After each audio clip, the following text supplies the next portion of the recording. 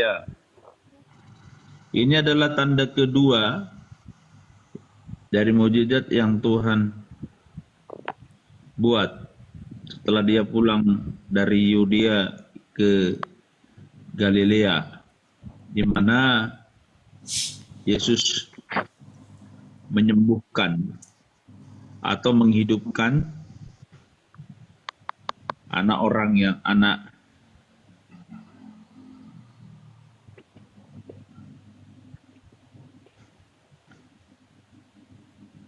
dari pegawai, ya. Dan di Kapernaum ada seorang pegawai istana, anaknya sedang sakit, dan dia datang kepada Tuhan supaya kiranya Tuhan menolong dia. Memang Yesus ada memberikan atau kata jamu tidak percaya, ya.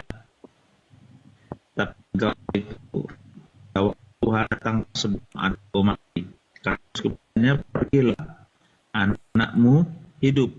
Orang itu percayakan perkataan yang dikatakan Yesus kepadanya lalu pergi. Ketika ia masih di tengah jalan, hamba-hambanya telah datang kepada dengan kabar bahwa anaknya hidup.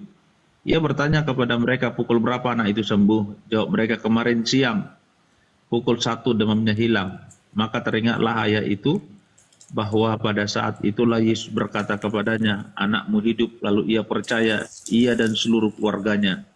Dan itulah tanda kedua yang dibuat Yesus ketika dia pulang dari Yudea ke Galilea.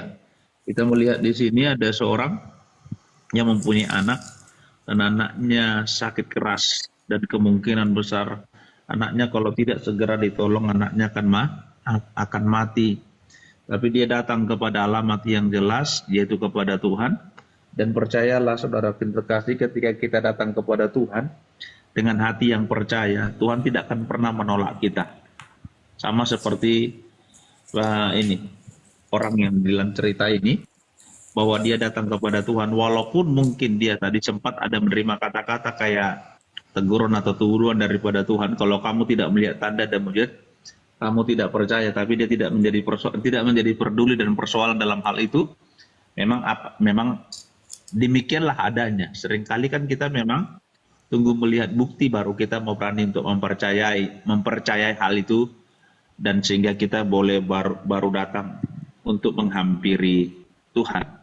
Dan sekali kami bahwa orang ini beri jawaban kepada Tuhan, dan Yesus memberi respon pada dari orang ini. Dan sekali lagi, hal yang luar biasa justru di sini adalah ketika Yesus berkata, pergilah, anakmu hidup.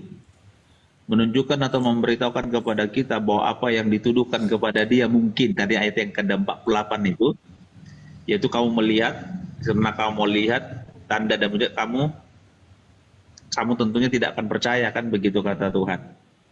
Tetapi di sini memberitahukan kepada kita bahwa dia tidak sama seperti orang-orang lain, yaitu berani mempercayai Tuhan karena mereka melihat.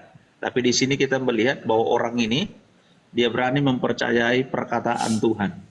Ketika Tuhan bilang pergilah, anakmu hidup, orang itu percaya akan perkataan dikatakan Yesus kepadanya lalu pergi. Bentuk kepercayaan itu akan selalu disertai dengan sebuah tindakan atau sebuah ketaatan. Oleh karena itu saya selalu bilang dalam komunitas kami, kalau engkau mengatakan engkau percaya, itu dapat dilihat dari tindakan dan perbuatan.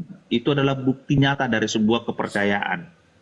Yang kedua saya bilang begini, dosa yang terbesar, ingat, dosa yang terbesar yang menghalangi dan menghambat kita untuk mengalami dan menikmati pertolongan Tuhan, pembelaan Tuhan, jawaban doa, atau mungkin mujizat Tuhan dalam hidup kita cuma satu, dosa yang terbesar.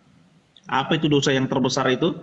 Dosa yang terbesar adalah kegagalan kita percaya kepada Tuhan.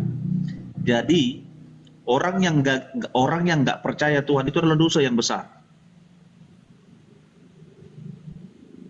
Jadi oleh karena itu saya mengajar dalam komunitas kecil kami, mari jangan sibuk mencari dosa apa yang sudah saudara perbuat, dosa besar apa yang saudara perbuat, sehingga seringkali kita berkata, oh Tuhan tidak menjawab doaku, Tuhan tidak tolong aku karena aku punya dosa A, B, dan C. Saya bilang tidak, bukan karena itu. Topan dosa yang terbesar yang bisa menghalangi jawaban Tuhan cuma satu, yaitu kita tidak percaya kepada Tuhan. Karena saya mau katakan, akibat ketidakpercayaanmu itu akan melahirkan tindakan-tindakan yang bodoh dan konyol, ya, itu akan melahirkan tindakan-tindakan salah, bahkan sampai tindakan hal yang berdosa. Tapi kalau engkau percaya, saya bilang begini, kalau engkau percaya, maka hal yang sebaliknya engkau pun pasti akan melakukan hal-hal yang baik, hal-hal yang benar. Karena bukti tanda engkau percaya, engkau melakukan apa yang Tuhan mau, apa yang Tuhan perintahkan. Dan di sini kita melihat bagaimana pegawai istana itu, dia percaya dengan perkataan Tuhan Yesus. Walaupun dia belum melihat, walaupun dia tidak berhasil membawa Yesus datang ke rumahnya. Tapi di sini kita melihat bagaimana pegawai istana ini, dia percaya dengan perkataan Tuhan Yesus. Bentuk wujud kepercayaannya dilihat dari tindakannya, bahwa dia pergi, ya, tanpa Yesus harus datang dan dibawa, tanpa harus dia melihat bagaimana Yesus meletakkan dan menopangkan tangannya kepada orang ini. Tapi dia belajar untuk berani percaya dengan perkataan Tuhan Yesus. Dan ketika dia berada di tengah jalan, dia bertemu dengan pegawai dan memberitahukan bahwa anaknya hidup. Sehingga dia bertanya jam berapa hal itu terjadi, dan disebutkan dan diberitahukan yaitu pukul 1. Dan jam yang sama adalah di mana Yesus berkata kepada dia, pergilah, anakmu hidup. Dari sini kita menarik sebuah pelajaran. Mari saudaraku terkasih dalam Tuhan, belajarlah untuk mempercayai perkataan Tuhan. Karena perkataan Tuhan itu roh dan hidup. Perkataan Tuhan itu ya dan amin. Makanya Tuhan pernah berbicara dan berkata dalam sebuah pujian, cuman satu yang Tuhan minta, yaitu apa? Kita tetap percaya. Namun satu yang dia minta, agar kita percaya. Amin. Sampai mujizat menjadi nyata. Amin. Jadi yang Tuhan minta dari kita adalah cuma satu, yaitu percaya. Percayalah bahwa ketika Tuhan berjanji, dia pasti akan menepati. Sebab Tuhan yang berjanji adalah Tuhan yang mempunyai harga diri.